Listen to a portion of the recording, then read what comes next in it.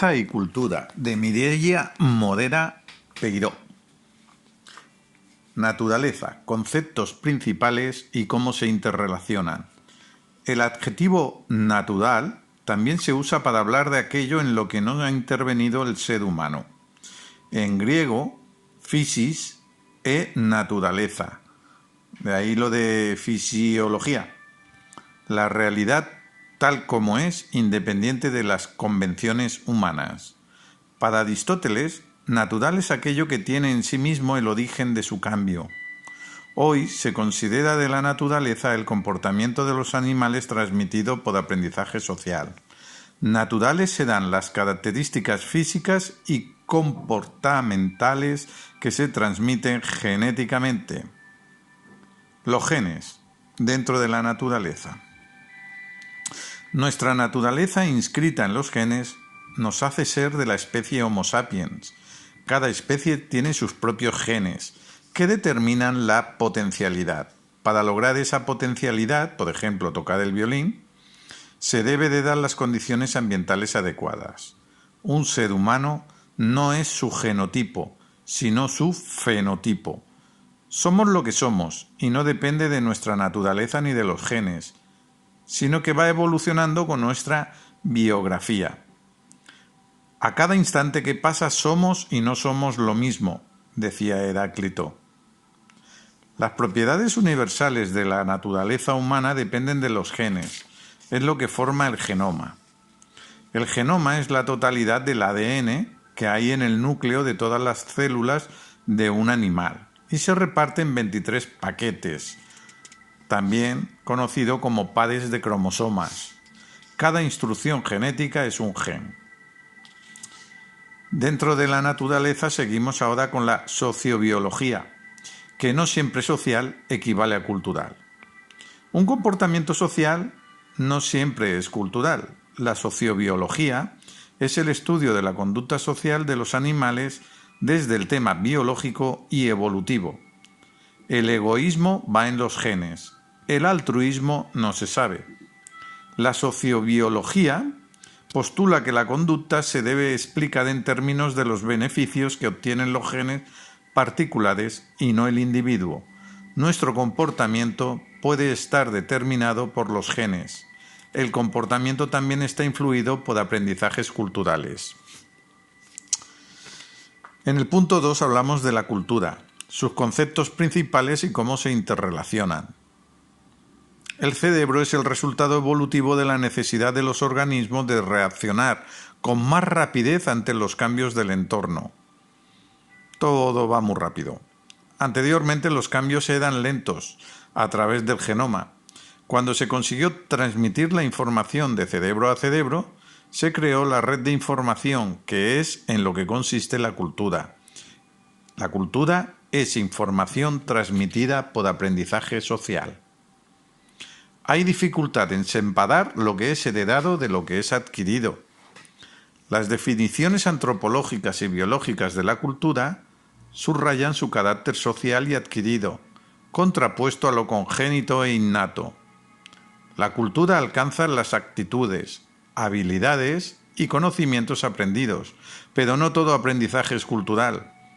El aprendizaje es un proceso de adaptación individual de la conducta del organismo al medio, según Jesús Mostería.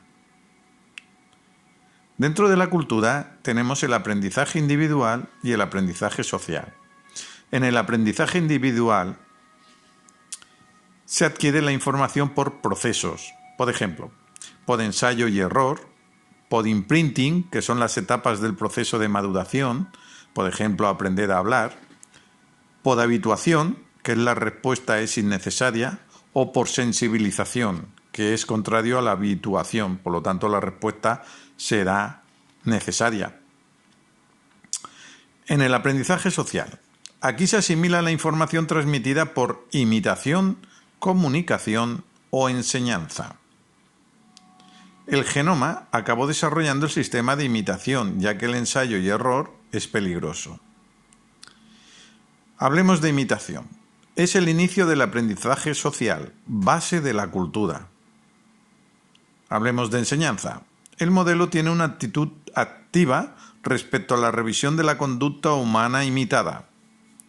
Y respecto a la telecomunicación, que es la asimilación de la información transmitida.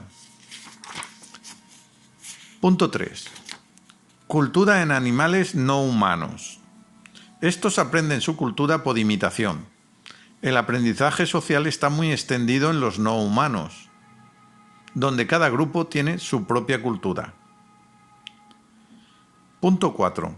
¿Cómo hemos llegado hasta aquí? ¿Cuál es la evolución del ser humano?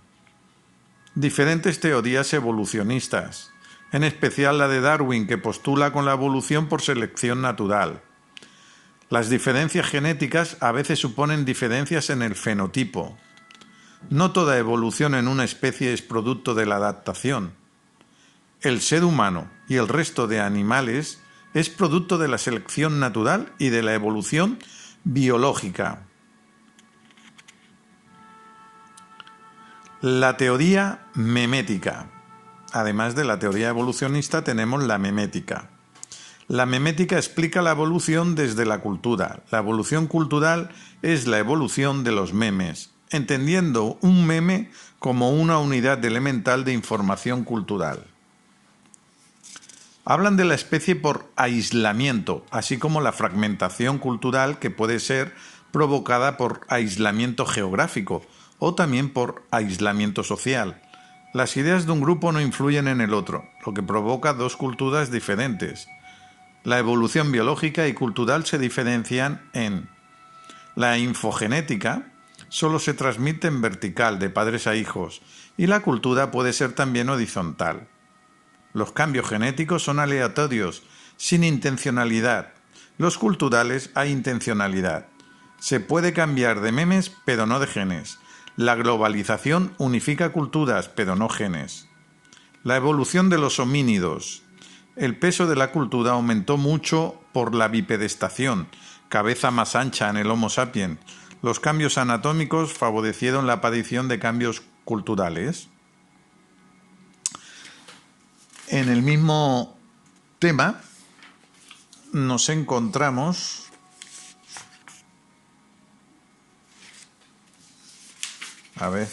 en el mismo tema, que es la evolución del ser humano, donde hemos distinguido las teorías evolucionistas y las meméticas, nos encontramos con la evolución de los homínidos.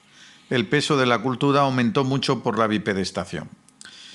Y luego la relación entre las características geográficas y climáticas y la evolución cultural del ser humano. Lo cultural va ligado a la naturaleza, entendido como medio ambiente o entorno. La geografía y la climatología influyen en lo cultural. Punto 5. La naturaleza y la cultura en las principales fases vitales del individuo. Lo que es más biológico, el sexo, el nacimiento y la muerte, es al mismo tiempo lo que tiene más relación con la cultura. Por ejemplo, el nacimiento. Para el desarrollo se requiere del componente cultural. Somos el mamífero con el parto más complicado. El cerebro, en su parte más antigua, regula los instintos primarios, donde se segrega oxitocina, hormona necesaria para el parto. Este proceso se puede bloquear por el neocórtex, parte más racional que segrega adrenalina. La hormona de la prolactina, que produce la leche materna, disminuye la libido. Al promover la leche artificial y el biberón se crea una sociedad con poca prolactina, por lo tanto se aumenta la libido. Y los bebés han de adaptarse a las necesidades de los adultos. ¿Sí? Pues si la madre se tiene que ir a currar y no le puede dar el biberón. Demasiados estímulos eróticos por falta de la prolactina, y se controla y manipula la naturaleza. Poca diferencia de roles entre hombre y mujer. La vida sexual. A nivel bioevolutivo, reproducirse es el único propósito de un ser vivo. El ser humano venía practicando la monogamia, cada vez menos extendida. En algunas culturas africanas se usaba el matrilinaje, donde la madre cuidaba de los hijos. La poliandria, una mujer con varios hombres. Y la poliginia, un hombre con varias mujeres. Ahora la muerte. La muerte es necesaria para la vida. La invisibilización de la muerte está mal visto en Occidente. Punto 6. Epigenética, la cuadratura del círculo. Aquello que se transmite de una generación a otra no siempre es por los genes. La cadena de ADN heredada es la misma, pero los genes activos y desactivos serán determinados mayormente por factores ambientales. La epigenética es el estudio de los factores ambientales que activan o desactivan esos genes y cómo actúan. La dieta es un factor importante para la transformación de esos genes. Uno puede cambiar el comportamiento de esos genes. Un ejemplo es mediante la meditación. Se acabó el módulo 1 de Naturaleza y Cultura. Vamos con el módulo 8. Hablemos de cultura y tecnología, de Pau Alsina González. Cultura y tecnología.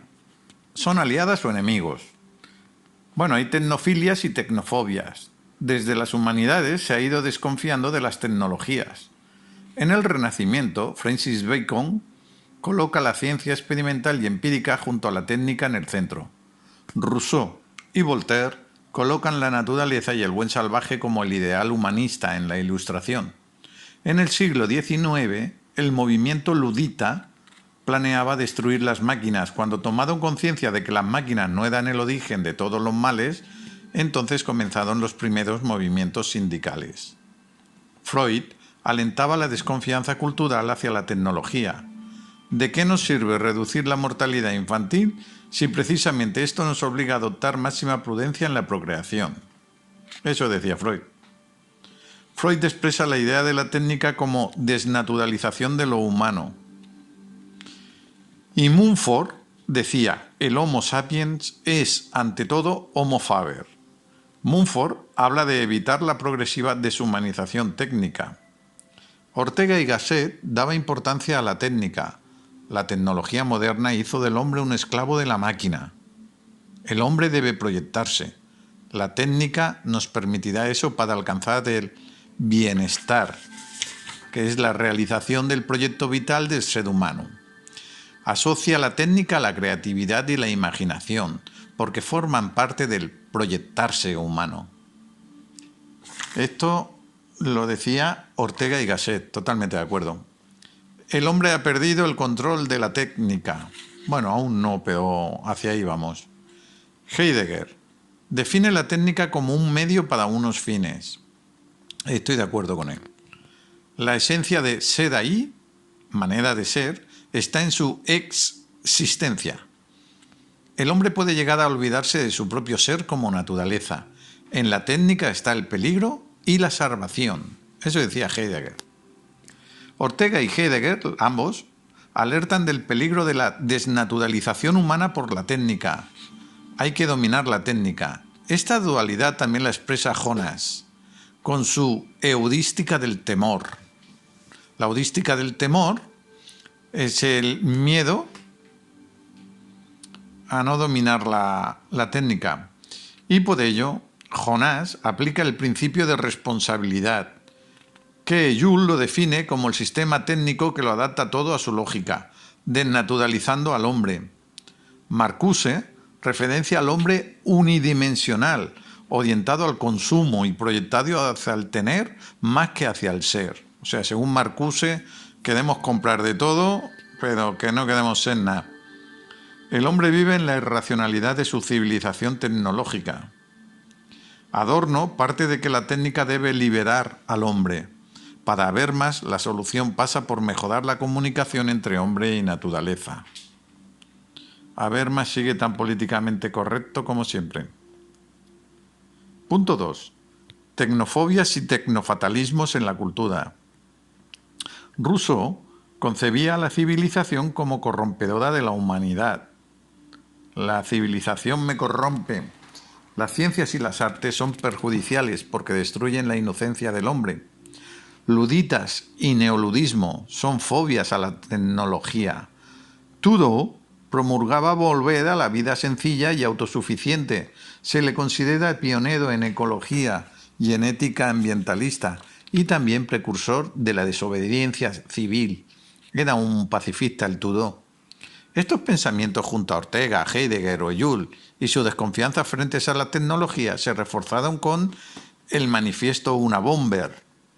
Este era Kaczynski, el primitivismo radical o el pesimismo inherente a la crítica a las tecnologías digitales.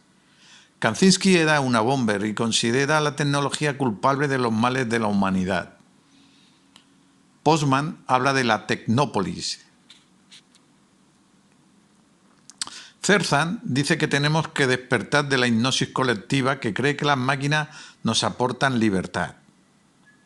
Zerzan niega todo tipo de tecnología, empezando por la agricultura. También critica los símbolos porque son señales de distanciamiento entre naturaleza y cultura. Y niega el lenguaje por defender la idea del buen salvaje de Rousseau. Vidilio afirma que hoy vivimos una realidad estereoscópica. Es la fusión de la geopolítica y la electromagnética.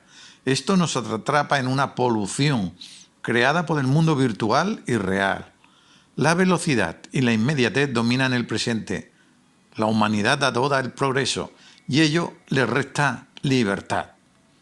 La solución que da Vidilio a esto es la reflexión, la escritura y el lenguaje como herramientas de transformación y recuperación del mundo y la alteridad. Punto 3. Las tecnofilias y otros determinismos. El determinismo tecnológico es una teoría reduccionista que afirma que la tecnología es un sistema autónomo que afecta a todas las demás áreas de la sociedad. Las ideas del determinismo son: el desarrollo tecnológico sigue una trayectoria predecible fuera del alcance de influencias culturales o políticas, y la tecnología tiene efectos inherentes en las sociedades actuales. También se la vincula con la doctrina del progreso, que cree que todo se resuelve con la tecnología y que nadie puede parar el progreso. Pues no creo que se pueda parar. La concepción determinista alberga también a las condiciones tecnofóbicas y tecnofílicas. La tecnología puede llevarnos a la destrucción creativa de la propia naturaleza. El determinismo duro ve la tecnología desarrollándose de manera independiente respecto a los demás temas sociales. El grado de libertad de actuación social sobre la tecnología es mínimo. Y el determinismo blando reconoce que tenemos cierta capacidad de interferir en el avance. A favor de esta tecnología estaba Adam Smith, que decía que con las tecnologías hay un mayor ahorro de esfuerzo, lo que nos lleva a tener más tiempo libre y bienestar. No lo veía así Karl Marx, que tiene una creencia en la ciencia y la democracia como espacios de liberación, que puede, pues sí, lo veía igual que Adam Smith, cágate lodito, como espacios de liberación que pueden desbancar el poder de la Iglesia y de los reyes. La izquierda apostó por la industrialización, el desarrollo económico y la promoción de la razón, la ciencia y la idea de progreso. El utopismo tecnológico cree que la tecnología haría posible la materialización de los ideales utópicos, donde la sociedad, gobierno y leyes trabajan juntos en beneficio de la sociedad. El transhumanismo y el poshumanismo creen que el cuerpo humano puede ser suplantado por máquinas.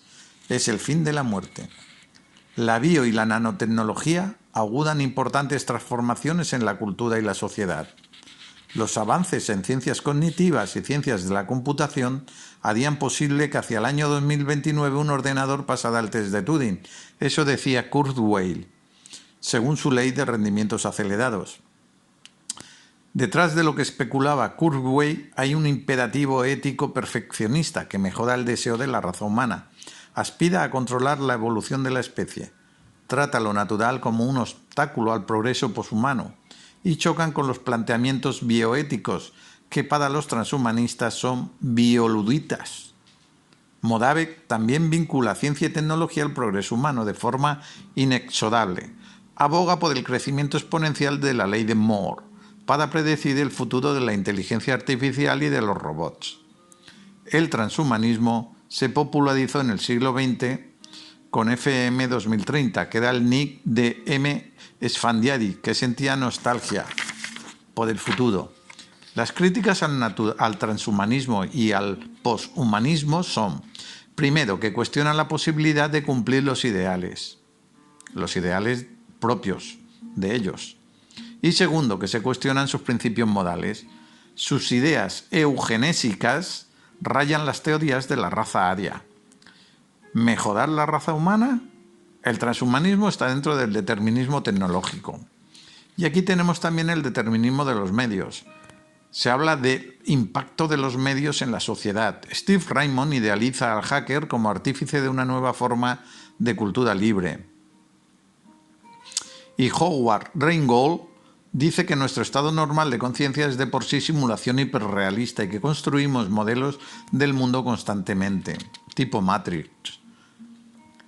El punto 4. Tecnorrealismo y construcción social de la tecnología. El equilibrio entre tecnofilias y tecnofobias está en el tecnorrealismo, que evalúa la crítica de las tecnologías de la ciencia de la comunicación en si favorecen o obstaculizan a la humanidad. No parte del determinismo tecnológico, es el tecnorrealismo. Su aproximación a la tecnología, cultura y sociedad es de forma dialógica. Tecnología y sociedad se coproducen simultáneamente. Eso decía Latour. El entramado de la tecnociencia, donde tecnología y ciencia se interrelacionan e interactúan con la sociedad. Se reconoce la importancia del arte y de la cultura como vehiculadores de comunicación. La cultura científica y la tecnológica forman parte de nuestra cultura, ya que nos explican cómo es el mundo a nosotros. Punto 5. Hacia una tercera cultura, respecto a la separación entre humanidades y ciencias, provocan dos culturas, la cultura humanística y la científica. Se reclamaba una tercera cultura, aspirada a un conocimiento multidimensional. Nos dirigimos a una hiperespecialización, porque las ciencias empíricas se encuentran separadas unas de otras. Modin propone solucionarlo mediante la transdisciplinaridad. Bueno, y con esto y un bizcocho. El módulo 2 habla de cultura, culturas y antropología, y es de Begoña Enguix. Cultura, culturas, definiciones y aproximaciones. ¿Qué es la cultura? Y hay varias definiciones. La de E.B. Taylor, que dice: todo lo que incluye el conocimiento, las creencias, el arte, la moral y cualquier otro hábito y capacidades adquiridas por el hombre en cuanto miembro de la sociedad. Taylor utiliza la comparación para deducir el estado de las culturas del pasado a partir de las culturas del presente, explicando aspectos actuales de la cultura como supervivencias del pasado. Destaca en su definición el aspecto eminentemente social de la cultura por ser hábitos y capacidades adquiridas. Es el comparativismo evolucionista, muy criticado, ya que se esforzaba por deducir cómo eran las culturas del pasado a partir de las actuales. Para Morgan, L.H. Morgan, su secuencia evolutiva es salvajismo, barbarie y civilización. Para Franz Boas, que es el padre de la antropología moderna, rompe con las posiciones evolucionistas, ya que la historia no puede explicar totalmente la manera en que el individuo vive bajo una institución. En su definición, la cultura incluye todas las manifestaciones de los hábitos sociales de una comunidad, aunque Boas introduce el elemento individual. En su definición interpreta elementos como historicidad, pluralidad, determinismo conductual, integración y relativismo. Se preocupa por las pautas culturales. Su enfoque es particularista, inductivo y empirista.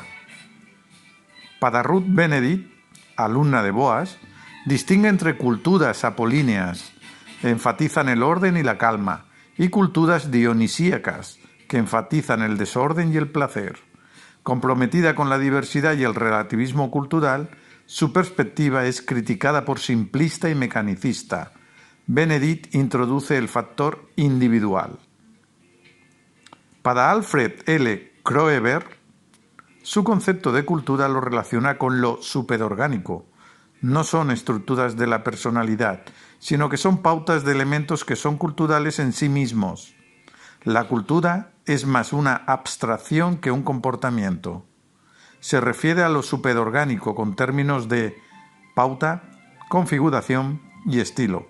Se preocupa poco por los aspectos cognitivos. Para Godenauck, la cultura es un conjunto de reglas que son aprendidos mediante el análisis etnográfico.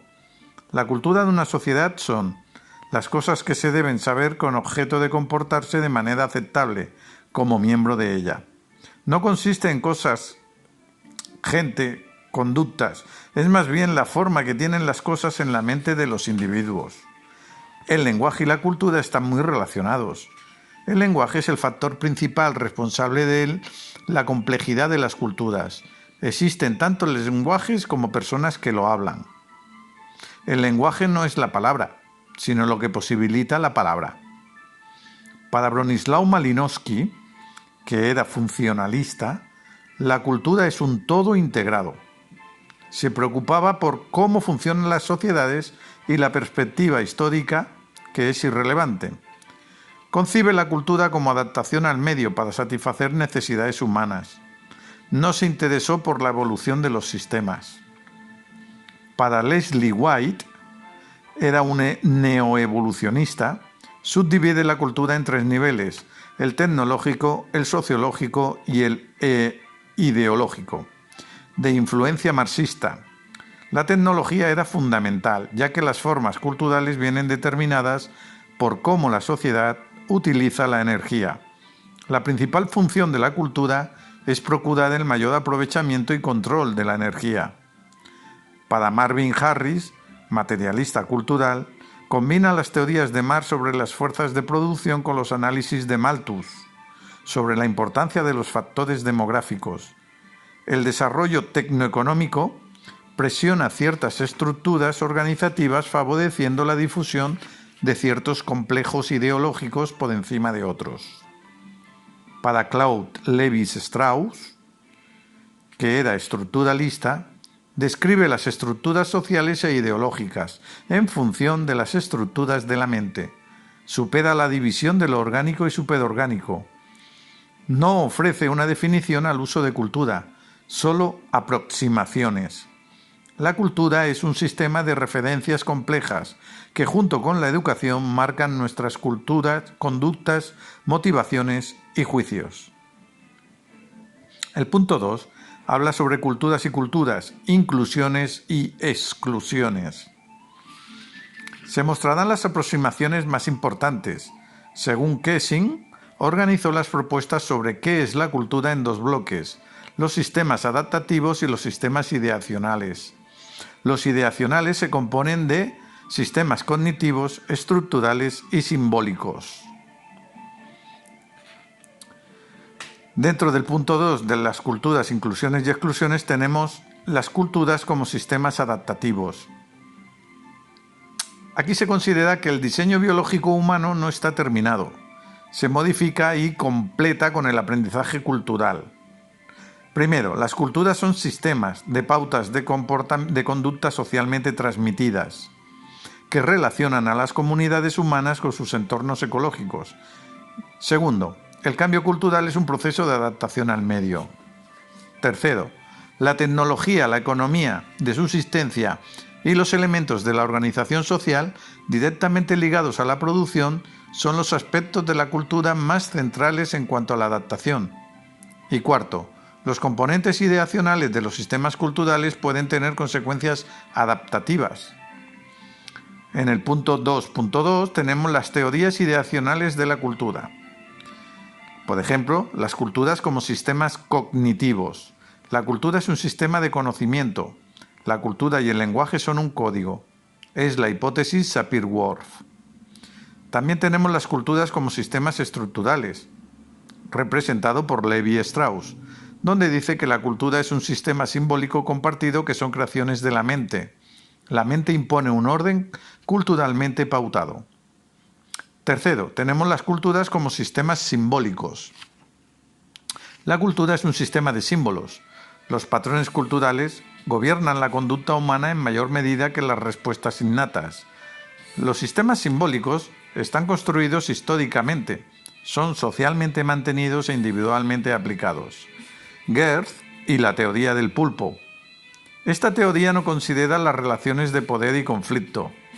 Los significados no están en la mente, son símbolos y significados compartidos por los actores sociales. La cultura es una serie de mecanismos de control que gobiernan la conducta. Gerth ve la cultura como semiótica. La cultura es un contexto. David Schneider también considera la cultura como un sistema de símbolos y significados. El punto 3 habla sobre cultura, sociedad, relativismo y otros interrogantes.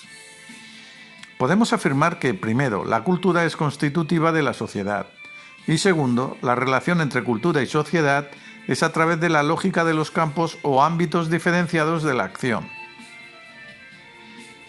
En el 3.1 tenemos sociedades y culturas.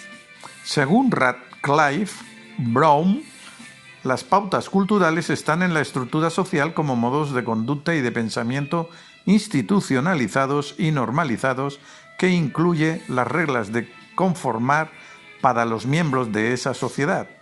Para la antropología cultural americana, las pautas sociales son una parte de la cultura. Gerth considera que la cultura está entre las mentes de los individuos, no en ellas. Schneider considera que la cultura existe por sí misma. La cultura debe ser analizada, contextual, situacional y procesualmente junto a las situaciones sociales y ecológicas. Gregory Bateson está a favor de un análisis de la cultura basado en los procesos de información, relación y pauta. En el 3.2 tenemos la heterogeneidad y homogeneidad cultural. Aquí destaca Renato Rosaldo, que estudia la multiculturalidad y la relación entre emociones y cultura. Ha criticado el concepto de comunidad y de homogeneidad cultural. Ya no podemos hablar de comunidades pequeñas y autosuficientes, sino de grupos interrelacionados e interdependientes. En el 3.3 es la diversidad cultural. La diversidad cultural existe, como Teruel, y ha existido, primero, a nivel diacrónico, es decir, en función de las distintas culturas y épocas, y luego a nivel sincrónico, es decir, cultura actual y transcultural. El anthropos es el ser humano como única especie biológica, coexiste con el ethnos, que es la diversidad de las formas de vida social. La igualdad del anthropos hace a todos los humanos seres culturales, capacitados para ser miembros de cualquier sociedad. La interculturalidad es la relación e intercambio entre culturas, mientras que multiculturalidad se refiere a la coexistencia de varios modelos y no a sus relaciones. La diversidad cultural, que implica semejanzas y diferencias entre culturas, nos lleva a dos procesos: el etnocentrismo y el relativismo cultural. El etnocentrismo cree que los propios presupuestos culturales son los únicos válidos y apropiados. Boas estableció el principio del relativismo cultural como puntal de la antropología. El relativismo cultural, intenta interpretar las culturas en función de sus propias lógicas. Nos pone en el lugar del otro para entender su cultura. Empatía. El 3.4, el relativismo cultural. Habíamos dado la diversidad y ahora el relativismo. Para Ariño, la antropología ha contribuido a la destrucción de las visiones etnocéntricas. Todas las culturas consideradas globalmente tienen la misma legitimidad ontológica y moral. La diversidad cultural y los derechos humanos universales se contradicen con algunas prácticas culturales, por ejemplo, la ablación. El análisis de las formas culturales debe realizarse desde su contexto, aunque dicho contexto a veces no sea igualitario y no respete otras culturas. Punto 4. Pero, después de todo este rollo, ¿qué es la cultura? La cultura no es un todo coherente y homogéneo. La cultura es un conocimiento socialmente compartido. Para Llovera, la cultura, además de ser compartida y de convertirnos en miembros de un grupo social, es, primero, aprendida, como herencia social. Segundo, simbólica. El comportamiento humano es el resultado de la utilización de símbolos. Y tercero, integrada. Es producto de interrelación entre los distintos elementos culturales.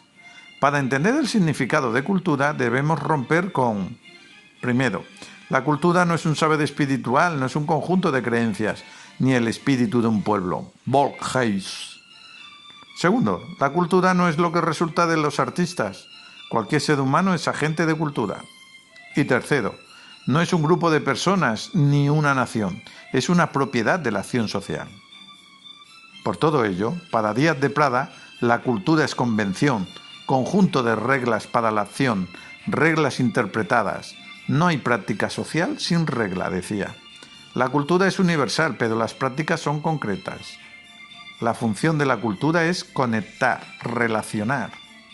Ningún individuo considerado individualmente puede ser agente de cultura, decía Díaz de Rada. Ninguna cosa es cultura por sí misma. Son las personas las que hacen la cultura al interpretar las reglas de la acción. Bourdieu habló de capital cultural que nos otorga una posición determinada en las relaciones sociales. Para Díaz de Rada, no existe gente sin cultura y no se puede hablar de cultura alta, cultura popular o capital cultural para etiquetar, jerarquizar y clasificar la cultura. El papel de los media en la cultura contemporánea. Intenta dar respuesta a la relación entre los maestros de la sospecha y la posverdad, relación entre la Lyotard y las nuevas maneras de percibir la realidad por medio de los medios de comunicación, y relación entre producción de mercancías y consumo cultural. ¿En qué sentido los medios de comunicación configuran la cultura actual? ¿Y en qué medida la posverdad prolonga los conceptos de cultura del simulacro y de hiperrealidad de Baudrillard? Relación entre posverdad y el pluralismo del valor propio de la cultura posmoderna. ¿Qué es la posverdad?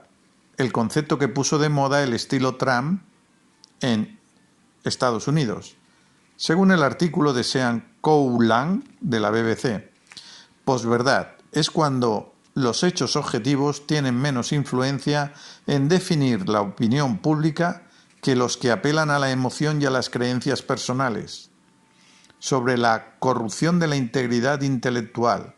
Creció la brecha entre ricos y pobres, aumentó la disconformidad de la clase media. Hubo un estancamiento, donde mi opinión vale más que los hechos.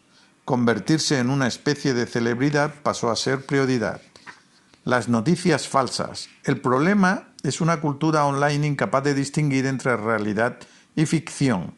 Una cultura donde unos pocos reclamos en Twitter tienen el mismo peso que una biblioteca llena de investigaciones. Las raíces intelectuales. Las raíces de la posverdad se encuentran en el posmodernismo y el relativismo. Todo es relativo. Se inventan historias todo el tiempo. Ya no existe la verdad. Simplemente puedes mentir.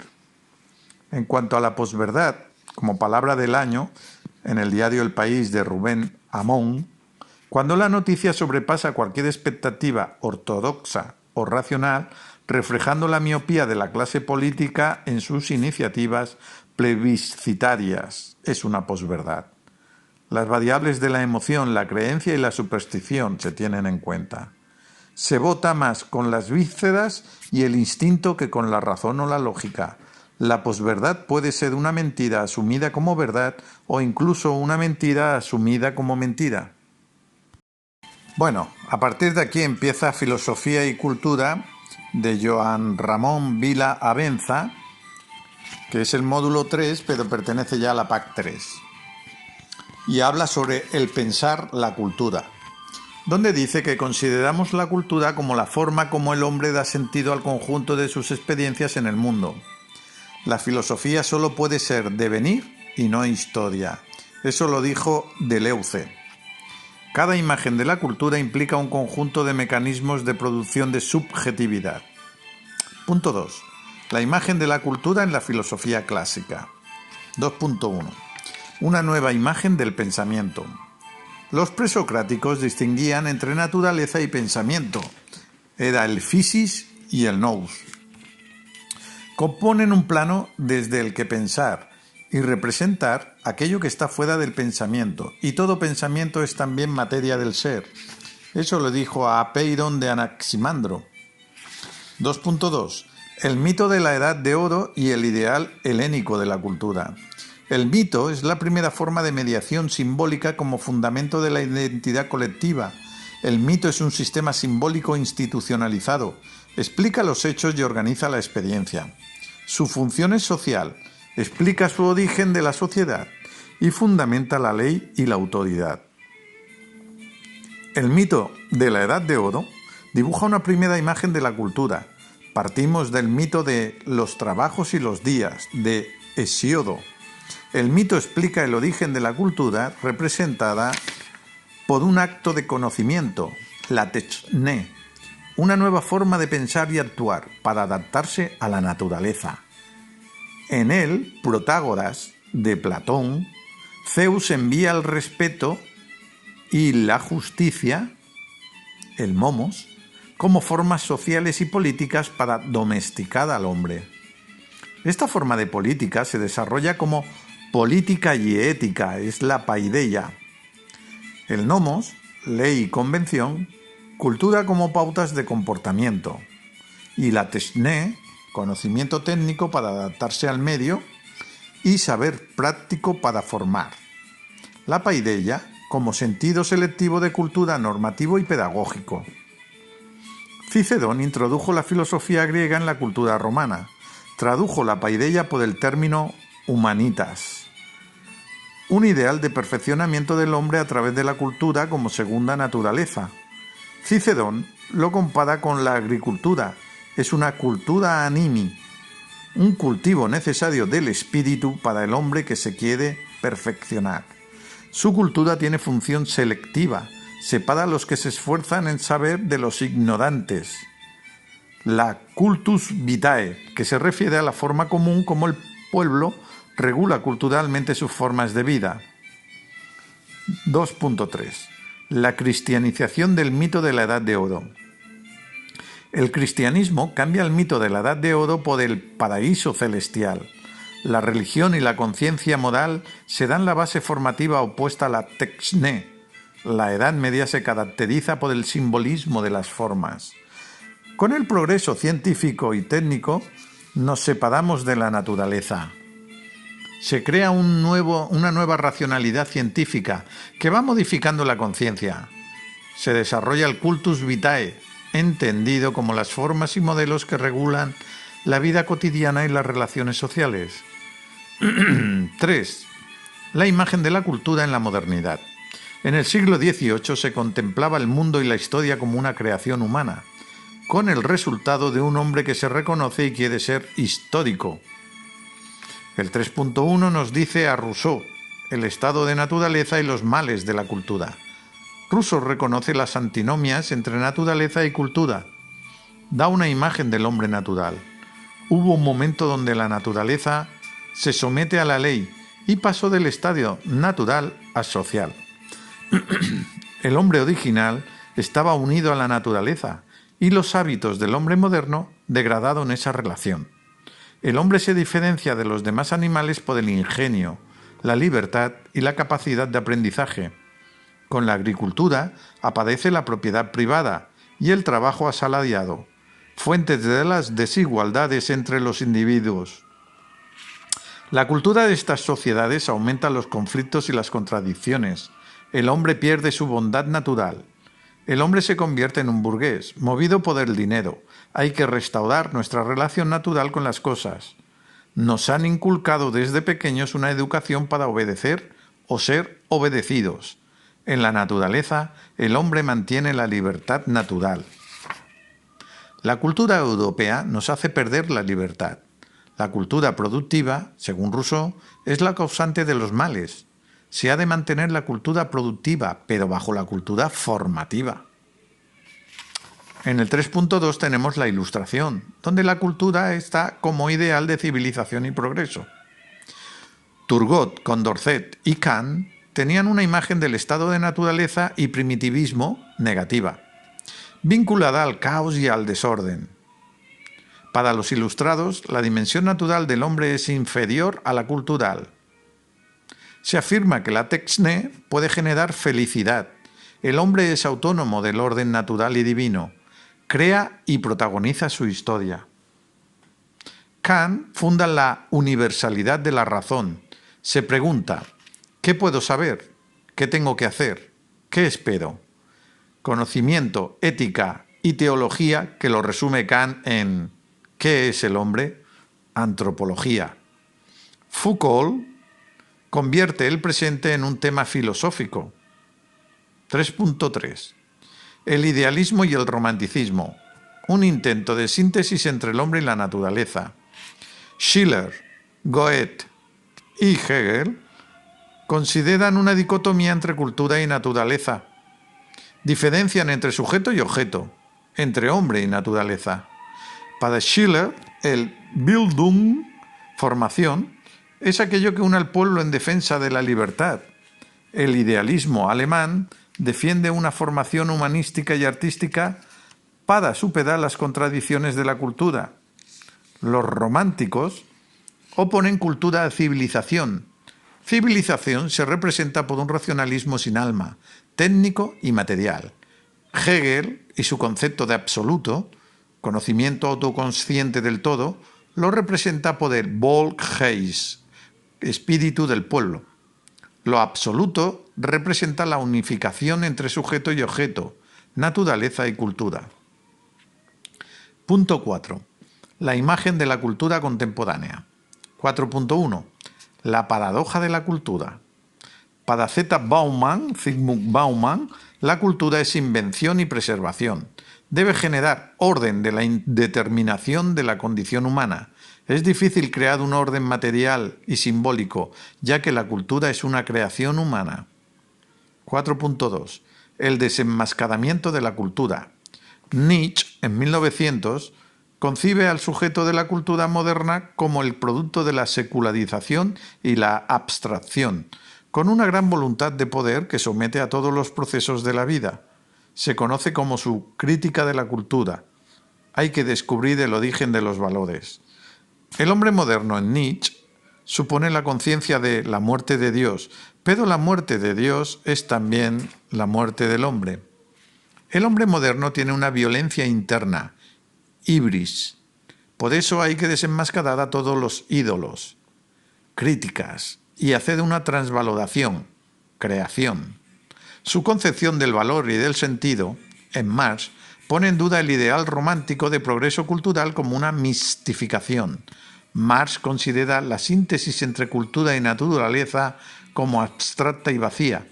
Nuestra valoración del mundo viene determinada por el capital. Freud opina que el sentido es también el instrumento de una crítica y de una creación. El sentido no es principio ni final. Es un efecto producido cuyas leyes están en el psiquismo. Punto 4.3. La cultura como forma inmanente del capitalismo. Ante el capitalismo global actual, la cultura abarca también la totalidad de la realidad y absorbe los procesos de valor económico. El capital también da sentido a la experiencia humana. La conexión del pensamiento moderno con el capitalismo no es ideológica. La idea de la cultura como creación humana es reflejo de la necesidad de producción constante del capitalismo. Aquí, el hombre y la cultura occidental se consideran universales, como forma de realización de la expansión de la axiomática del capital. Punto 4.4. La posmodernidad y las nuevas formas de cultura. Lyotard introdujo el estudio de la posmodernidad. La posmodernidad representa un cambio en el estatus de la cultura. Un metarrelato es el proyecto que legitima y fundamenta la institución y las prácticas públicas, sociales y políticas. Lyotard marca 3 estadios en la reconstrucción del proceso de transformación de la cultura. Primero, en la sociedad premoderna legitiman los metarrelatos míticos o religiosos. Segundo, en la modernidad se introduce la racionalidad, que establece cómo los discursos se deben legitimar. Tercero, la posmodernidad es incrédula con los metarrelatos. Habermas considera la modernidad un proyecto inacabado, busca una nueva racionalidad. Lyotard asume la imposibilidad de asumir la unidad de la experiencia. Su modelo de producción y consumo cultural es la cultura del todo vale, valorizada por el dinero. Ya nada es naturaleza, todo es cultura, y toda cultura es singular, dijo. El mercado ha capitalizado todas las culturas, ha hecho de la cultura un museo. La cultura es un estímulo al deseo de desarrollo. Los objetos solo valen por cómo se presentan. El estilo se convierte en valor. Los media ofrecen posibilidades inmensas de estetización. La estética es el modo de una civilización abandonada por sus ideales. Cultiva el placer de representarlos. Se denomina entonces cultura. La civilización se ha convertido en cultura al hacer del mundo un museo. Un fast food cultural lo convierte en una producción sin fin de mercancía de imágenes e ideas para su rápido consumo. Para Lyotard, la filosofía no cesa de organizar y desorganizar las maneras de pensar. Para Frederick Jameson, en la línea de Adorno y Horkheimer, analiza las transformaciones de la cultura a partir de sus manifestaciones, y la posmodernidad es un concepto periodizador, relaciona nuevas formas de vida social y un nuevo orden económico. Se llama modernización, sociedad postindustrial o de consumo, sociedad de los medios de comunicación o del espectáculo, o capitalismo multinacional. Jameson, igual que Kant, el tiempo y el espacio varían con los medios de producción. Esto da lugar al pastiche y la esquizofrenia, una fragmentación del sujeto. En este sistema social se pierde el sentido de la historia, retiene el pasado al transformar la realidad en imágenes. La cultura posmodernista reproduce y refuerza la lógica del capitalismo consumista. Jean Baudrillard es un provocador, considera imposible separar en lo económico la cultura o la ideología. Se ha pasado de una sociedad basada en la producción a una sociedad basada en la información. Estamos en la cultura del simulacro, donde se anula la diferencia dialéctica, bello y feo se confunden. Los ideales de la civilización se han borrado en un sistema de imágenes y de signos. Se genera un modelo de algo real sin orígenes ni realidad, una hiperrealidad. El mapa precede al territorio. Los medios de comunicación construyen la realidad. La hiperrealidad cuestiona las afirmaciones de la representación, política y cultura. La representación es la realidad. La realidad se virtualiza, un exceso de realidad. Bien, el módulo 6 habla de política cultural y es de Rubén Martínez Moreno. Introducción.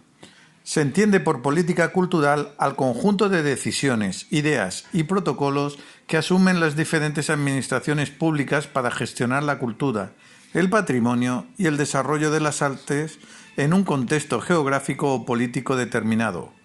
La cultura se ha entendido como un recurso que puede promover cambios estructurales en entornos urbanos, siendo un elemento que favorece el desarrollo social o económico. ¿Qué es la política cultural? Orígenes de la política cultural. El objetivo de la política cultural es diseñar estructuras institucionales que la conserven y la financien. Su acción regula gustos y costumbres de los ciudadanos. Foucault elabora el concepto de biopolítica, que define el área de gobierno que afecta a las disposiciones subjetivas de las personas. Aquí, George Giudice y Toby Miller. Miller y Giudice construyen la historia de la política cultural en el proceso doble. Primero, elemento que consolida la construcción del Estado. Y segundo, como sistema de construcción de una filosofía del gusto. Las instituciones, organizaciones y políticas canalizarán la creatividad estética. La cultura es un elemento de construcción de Estado y articulación de estilos de vida. En el siglo XV se empezó a legislar, primero sobre el idioma, como elemento cohesionador, que puede establecer identidades colectivas. Los estados tienen que construirse a sí mismos junto a las identidades de sus ciudadanos. Para entender el origen de la política cultural se ha de estudiar la producción y legislación del gusto, que son ideales ilustrados de Kant. Immanuel Kant concibe el gusto como la conformidad con la ley sin la ley. La actividad estética controlada produce en el hombre un efecto y un saber derivados de preceptos modales prácticos universalmente válidos. La belleza es una sustancia metafísica. Frente a ella estamos libres de prejuicios en un espacio con sentido de comunidad y de libertad. Para beneficiarnos de los atributos de belleza construimos un juicio crítico y lo comparamos con los demás. La política cultural garantiza el goce estético y la formación de las personas por medio de contemplar las obras artísticas. Estas políticas se preocupan de los individuos de su gusto. Michael Foucault.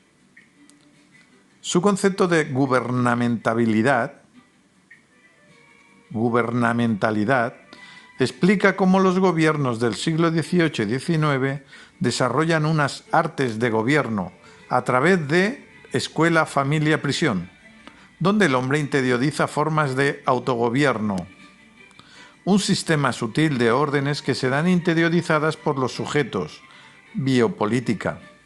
La filosofía del gusto del siglo XVIII desplazó la autoridad social de la religión y el Estado teocrático.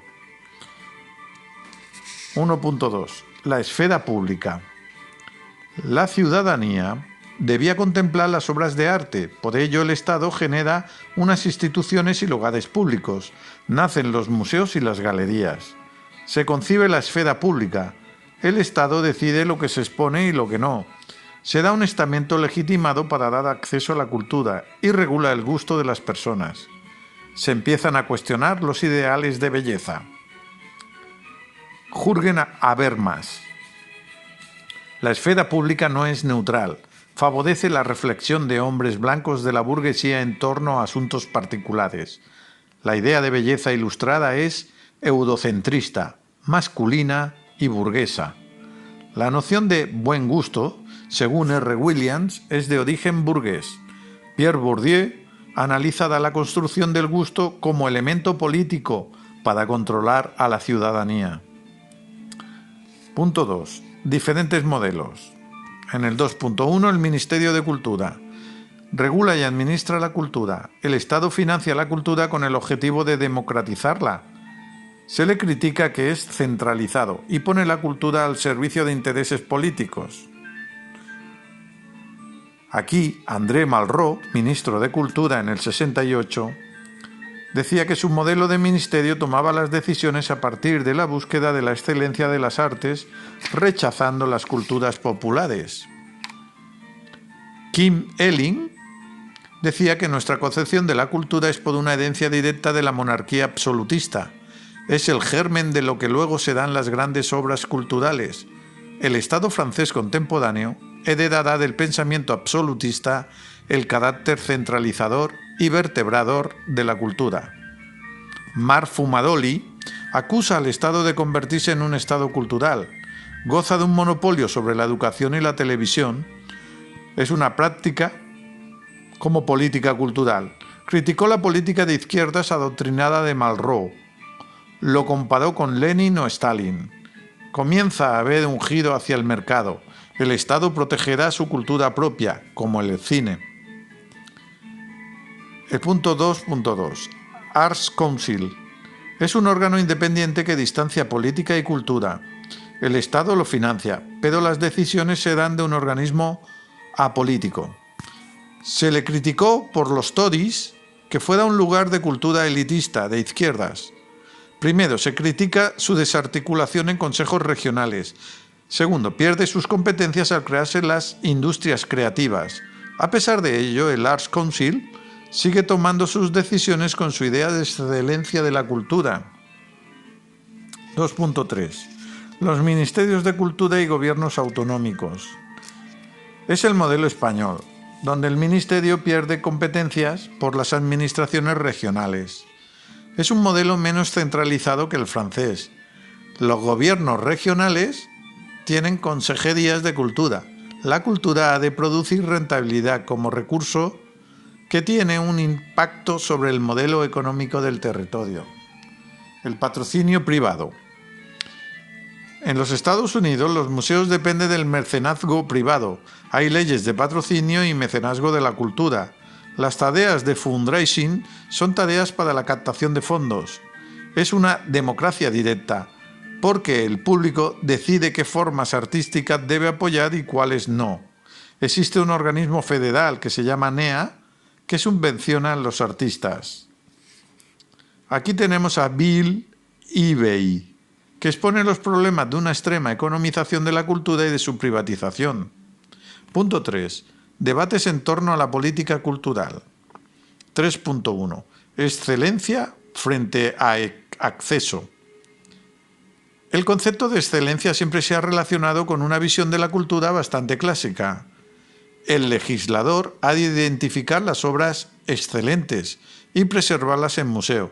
El gobierno debía saber lo que era bueno para la ciudadanía. Los gobiernos socialistas cambiaron, buscaron el concepto de acceso. La excelencia pasó a ser sinónimo de clasicismo y acceso como parte del proceso de democratización de la cultura. Aquí Chris Smith, ministro de Cultura en Reino Unido, que recupera el término de excelencia, propuso que las obras debían abrirse a todo tipo de públicos con programas educativos. Por eso los museos de Reino Unido son gratis. 3.2. Arte frente a cultura popular. El cómic, vídeo, graffiti, etc. cuestionarían la división arte-cultura popular. El pop art se reconoce como arte por las instituciones. 3.3. Diversidad frente a globalización. En el 2001, la UNESCO hace la Declaración Universal sobre la Diversidad Cultural. Preserva la diversidad porque es fuente de riqueza. La globalización de la cultura parece conducir a su homogeneización, yendo en contra de la diversidad y la riqueza. La excepción cultural de Francia protege su producción cultural del libre comercio y restringe las películas extranjeras, porque la cultura ayuda a generar la identidad. 3.4. Identidad frente a multiculturalismo. Grupos subalternos y alternativos exigen su espacio institucional. Es el multiculturalismo. La identidad nacional ya no es un todo homogéneo, sino que se da un mosaico de diferentes tradiciones y culturas. Aquí Néstor García Canclini estudió los efectos de la globalización en la producción cultural y artística de entornos locales. Dijo que la industria cultural es iluminismo como mistificación de masas, dialéctica de la ilustración. La industria cultural. La ilustración como engaño de masas. Ante un caos cultural, el individuo queda sometido al poder total del capital. Somos nuestros propios consumidores y productores. Toda cultura de masas bajo el monopolio es idéntica. La técnica adquiere poder sobre la sociedad, el poder de los económicamente más fuertes. Los talentos pertenecen a la empresa. La industria cultural está unida al capital. Es el triunfo del capital invertido. Todo procede de la conciencia, de la dirección terrena de la producción en el arte de las masas.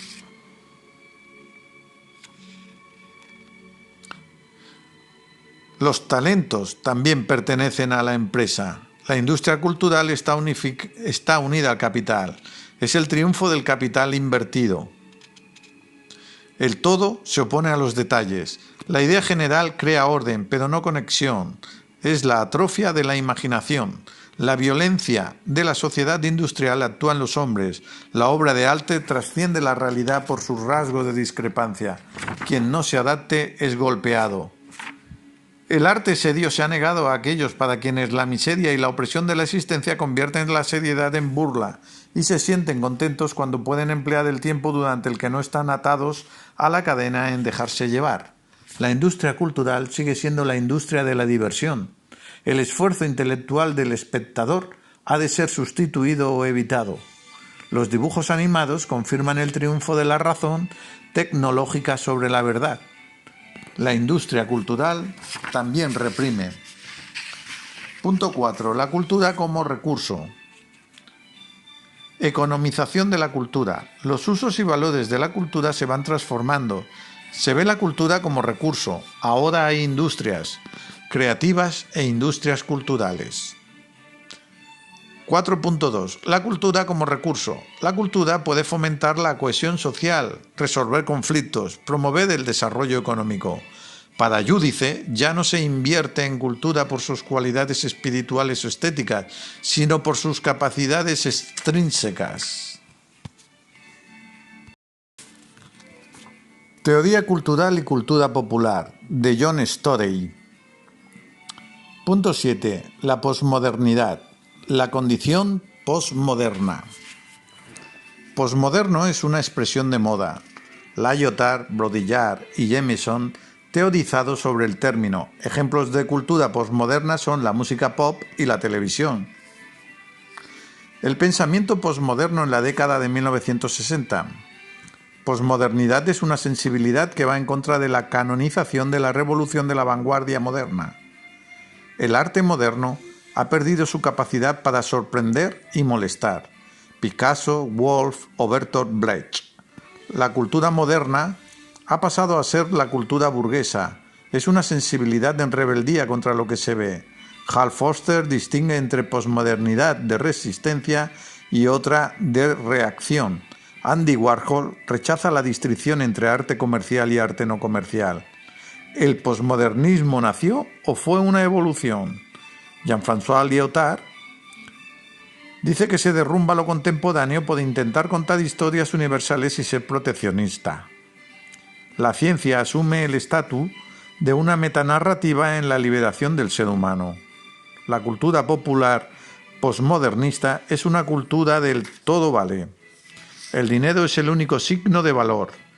Angela McRobbie dice que la posmodernidad da voz a unos nuevos intelectuales ahogados históricamente por las metanarrativas. Y Jean Baudrillard dice que ya no es posible separar el terreno económico de la cultura de la ideología. Una simulación es la generación de algo real sin orígenes o realidad, una hiperrealidad. Las simulaciones pueden vivirse como algo más real que lo real. Ya no se distingue entre ficción y realidad. En el módulo 4 se habla sobre la sociología de la cultura, que es donde Natalia Cantomilà habla de la cultura y la economía, reflexionando sobre cultura en la Escuela de Frankfurt.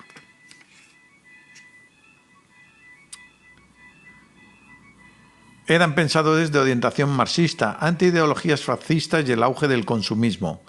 El proletariado, la clase revolucionaria, no se revolucionaría debido al auge comunista ni consumista y una fuerte identificación de identidad nacional. La Escuela de Frankfurt ha estudiado en el porqué de ello en base a 3 líneas: la filosofía de la historia marxista, el psicoanálisis freudiano y el análisis del mercado de producción y consumo cultural, la economía política de la cultura, el consumo de la cultura de masas. La clave de los cambios será la clave cultural vinculada a la cultura de masas y a la práctica del consumo como instrumento de disciplinización social, al servicio de la política y la economía, no como esfera de creatividad y producción. ¿Puede la cultura transformar? Benjamin analizó cómo la obra de arte vivía un momento de pérdida de áurea, debido a la pérdida de originalidad o autenticidad por ser reproducida numerosas veces. El valor de culto del arte pasaba a ser un valor de exhibición o exposición. La cámara tiene 4 características. Primero, que nos representa la realidad de una perspectiva diferente de la del ojo. Segundo, por primera vez las obras de arte son reproducibles. La originalidad no tiene el papel central. Son productos culturales sin alma. Tercero, el producto cultural, la película, puede ser consumido simultáneamente y de la misma manera por una gran cantidad de personas. Y cuarto, la velocidad hace que la contemplación y análisis arranquen a un ritmo que el ojo y la conciencia humana no pueden seguir sin dificultad. El fascismo quiere convertir la política en una experiencia estética y el comunismo puede politizar el arte. La obra de arte, la cultura, se exhibe para ser consumida por las masas y esta es su principal razón de ser. En el módulo 7 se habla sobre la economía y la cultura según Jadon Rowan, de la industria cultural a las industrias culturales. El proceso de economización de la cultura generó malestar. Los más críticos fueron Adorno, Horkheimer, Habermas y Walter Benjamin, que eran de la Escuela de Frankfurt. La cultura se había industrializado, un divertimento para las masas, una cultura diseñada en exclusiva para las masas. Estas industrias... Bien, vamos a repasar, porque se cortó antes, la economía y la cultura de Jadon Rowan. De la industria cultural a las industrias culturales. El proceso de economización de la cultura generó malestar. Los más críticos fueron Adorno, Horkheimer, Habermas y Walter Benjamin de la Escuela de Frankfurt. Decían que la cultura se había industrializado, un divertimento para las masas, una cultura diseñada en exclusiva para las masas. Estas industrias seguían patrones de funcionamiento diferenciados entre sí. Introdujeron la idea de que la cultura puede ser un elemento de crecimiento económico. La industria cultural fue una respuesta de la izquierda que deseaba una salida más social a las crisis de trabajo derivada de los procesos de privatización y deslocalización de la derecha neoliberal. En dicha industria, los artistas son contratados, subordinados. Este modelo pierde fuerza con la aparición de las industrias creativas. Se popularizó la noción de creatividad como nuevo recurso productivo. Los ayuntamientos y gobiernos promocionaron espacios para la creatividad y el arte. La puesta en valor del patrimonio y el fenómeno festivales como fórmulas para atraer el turismo cultural. Cambian las políticas y los modelos de gestión del patrimonio, por su aspecto económico y rentabilidad. Restaurar y conservar son una forma de inversión, y los turistas son los que hacen de elemento indispensable. La economización de la cultura llevó a algunas ciudades a considerarse marcas internacionales. Barcelona pasa de ciudad cultural a ciudad de espectáculo, lo que va en su contra. Usar la cultura para recuperar enclaves urbanos produce gentrificación, expulsión de las comunidades locales. No pueden pagar esos alquileres. Grandes eventos culturales son reclamos para turistas. Las ciudades compiten por ser nombradas capital europea de la cultura, por la proyección internacional. Para David Harvey, toda renta se basa en el poder monopolista de los propietarios privados, en lo que se conoce como renta monopolista. Se hace necesario reinventarse, lo que se hace introduciendo elementos tangibles, que son nuevos elementos urbanos, como la arquitectura de autor, eventos sociales, que son grandes conciertos, etc., elementos intangibles, que es la sociabilidad. De este modo se acumula capital simbólico.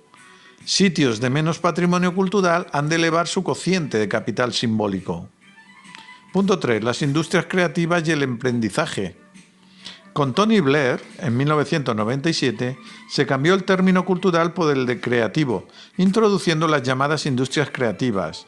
El proceso incentivó la privatización de las actividades culturales y la aparición de la figura del emprendedor cultural. El copyright es el mecanismo de generación de renta. Los emprendedores culturales propician el crecimiento. Punto 4. Precariedad y principales críticas. Las industrias creativas pretendían ser un potente motor de inclusión social. Incrementó la brecha de las disparidades económicas y la discriminación laboral por razones étnicas, las razones de género. Bien.